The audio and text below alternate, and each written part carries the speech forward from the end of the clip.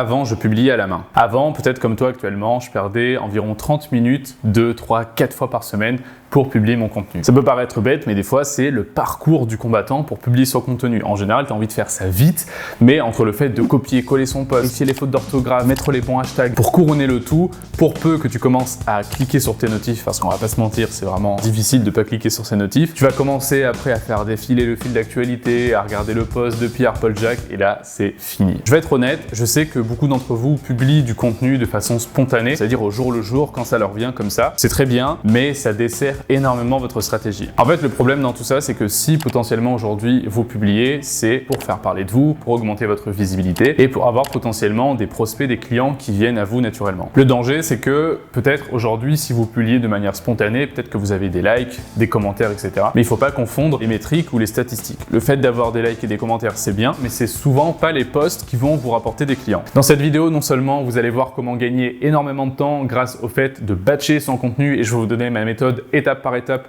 pour batcher de manière efficace tout son contenu, mais aussi j'ai un conseil bonus que j'ai utilisé lors de mon challenge où j'ai publié tous les jours sur LinkedIn pendant un mois, et ce bonus, je vous le donne à la fin de la vidéo, donc restez bien jusqu'au bout.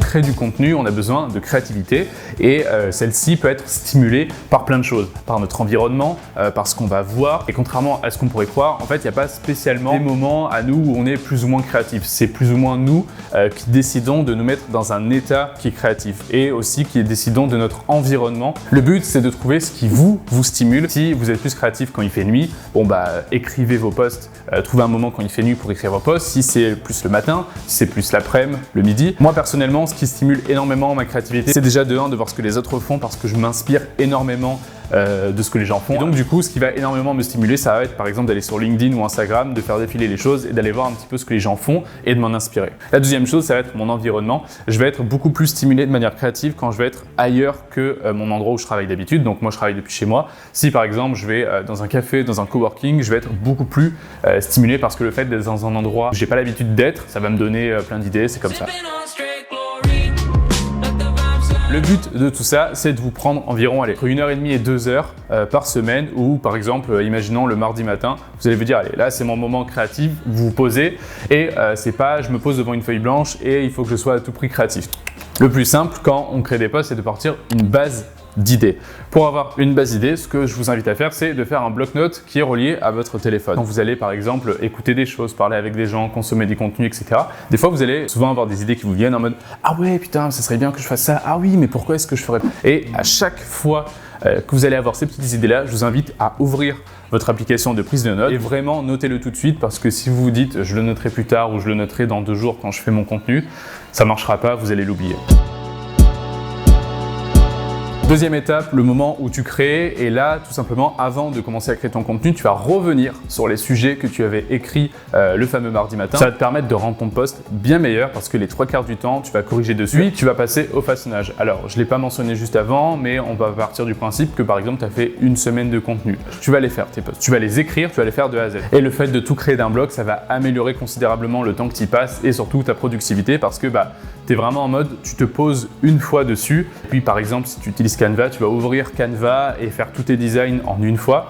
Et qu'on le veuille ou non, ça prend beaucoup moins de temps que si une fois dans la semaine, tu ouvres Canva, tu fais un tel design, après une autre fois. Une fois que tout est dans la boîte, comme on dit, que tu as ton dossier de publication qui est bien, eh bien, tout simplement, tu vas planifier. Donc là, tu as plusieurs plateformes à ta disposition pour planifier les choses. Et sur Facebook, Instagram, tu as le Creator Studio. Donc, c'est le truc qui est directement implanté dans Facebook qui est franchement top. Si tu es sur LinkedIn, ça va être un petit peu plus chiant. Alors, je sais pas pourquoi LinkedIn, ils sont trop chiants pour la planification des posts. Tu vas devoir utiliser un autre truc. Ça va être par exemple Swello ou Buffer. Les deux sont bien. Buffer, si tu fais des vidéos, c'est super chiant. Je te conseillerais plus Swello. Voilà, à toi de voir si tu publies uniquement des photos ou des textes. Et là, en environ 1 heure, tu réussis à planifier tous tes posts les uns après les autres.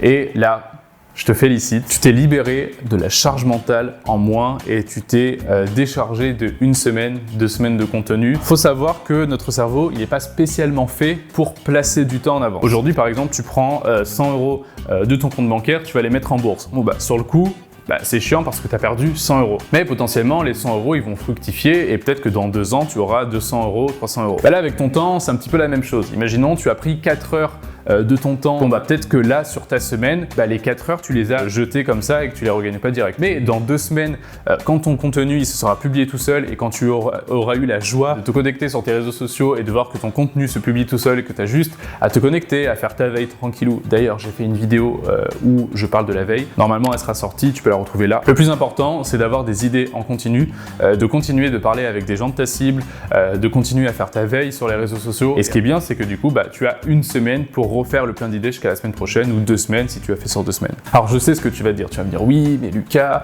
ça détruit la spontanéité du post, le côté humain, on n'est pas des machines, etc. Et je suis pas du tout en train de dire ça. Le fait de créer du contenu à l'avance, ça n'enlève pas le fait qu'il soit humain et qu'il plaise aux gens. Je vous invite à tester ne serait-ce qu'une fois, essayez de faire une semaine de post en avance, essayez juste de le faire et voyez ce que ça donne. Just do it! Make your dreams come true! Pour te remercier d'être resté jusqu'à la fin de cette vidéo, je vais te donner un conseil un petit peu bonus qui va viser là par contre à uniquement améliorer la création de ton contenu. Il faut que tu analyses et que tu comprennes pourquoi est-ce que tel type de contenu va marcher, va avoir du succès, qu'est-ce que tu as fait, qu'est-ce que tu as mis, quel format tu as utilisé, de quel sujet tu as parlé. Et ça, c'est sûrement la clé qui t'aidera à faire propulser tes résultats sur les réseaux sociaux. Si vous avez besoin de conseils par rapport à la création de votre contenu, par rapport à votre stratégie de communication, profitez-en. Pour le moment, vous avez 30 minutes de consulting offert sur le lien qui est juste en dessous